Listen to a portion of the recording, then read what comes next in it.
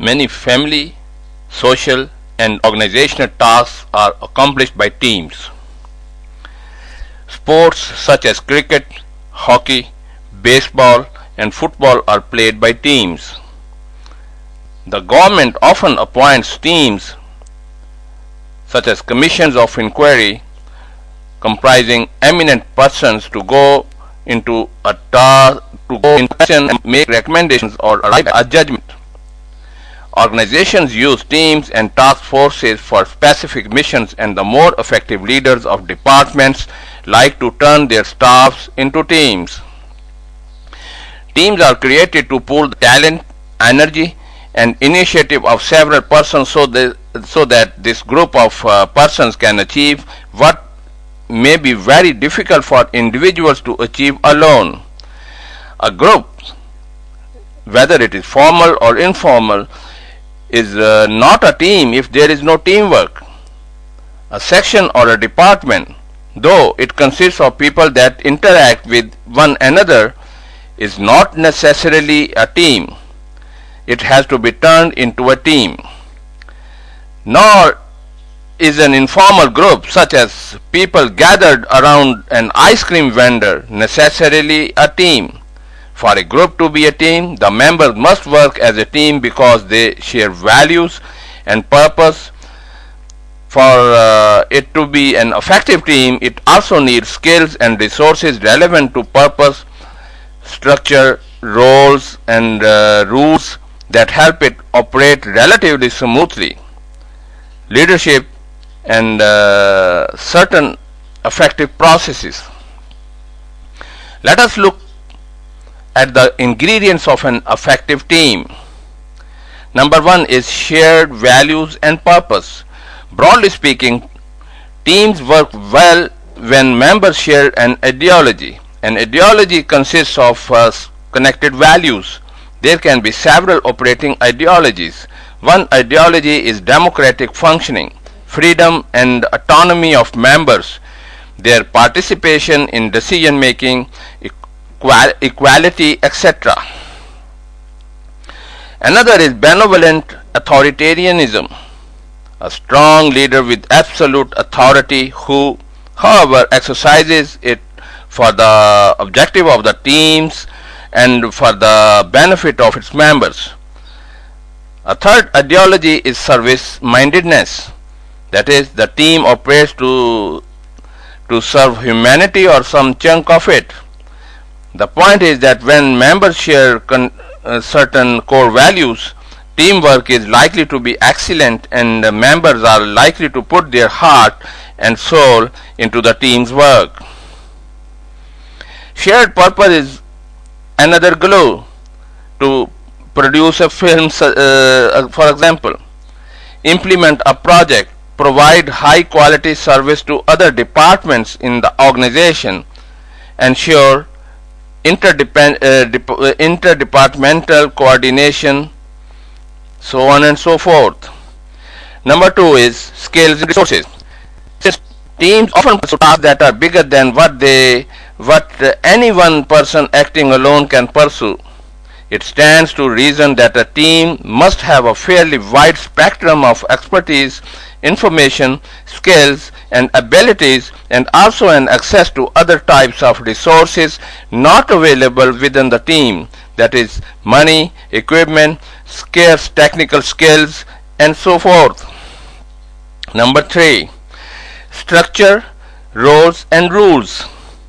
A team's work consists of routine or repetitive tasks and non-routine and emergency or urgent tasks.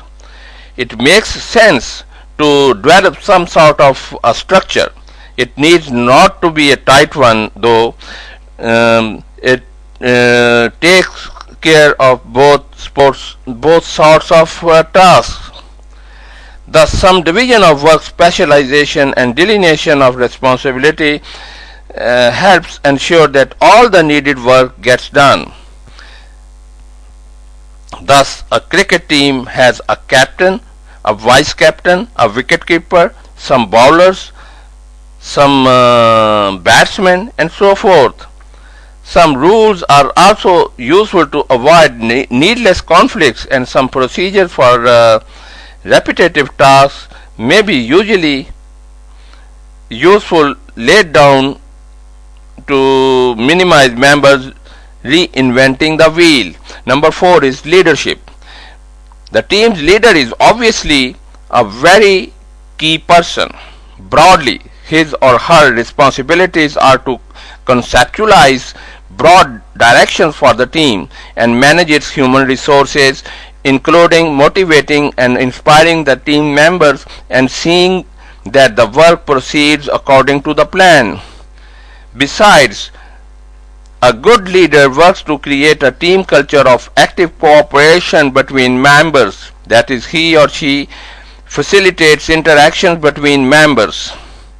In addition, a good leader also responds to the emotional needs of team members by showing them warmth, listening patiently and sympathetically to their grievances, helping them, encouraging them, so on and so forth.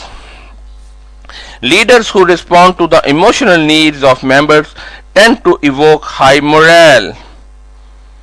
For high productivity, the leader needs to be both subordinate oriented and task oriented. That is, have concern about people supervised as well as a collective task. The style of leadership also matters a great deal. Both the participatory and the directive leader produce good results, but the participatory leader may have an edge. Even in unavoidable absence of the leader, the group carries on fairly adequately, while it tends to fall apart in the absence of the directive leader. Number 5. Process. Teams that reflect on their internal processes instead of concentrating only on task achievement are likely to be more effective in the long run. Such periodic reflection would uncover behavioral issues like the excessive dominance of a few or the feelings of marginality of some, too little attention to feelings of tension, insecurity or distrust, and inadequate structuring of the team's task or problem. Too quick an endorsement of a line of action without examining other alternatives, or too premature a commitment to a particular solution. It helps a team to examine periodically the sort of internal communication that is taking place. Behavioral scientists have devised several ways of increasing the effectiveness of teams. Games that strengthen team spirit have been devised. Log on to my website www.asifjmeet.com. Also visit my blog at asifjmeet.wordpress.com. May God bless you.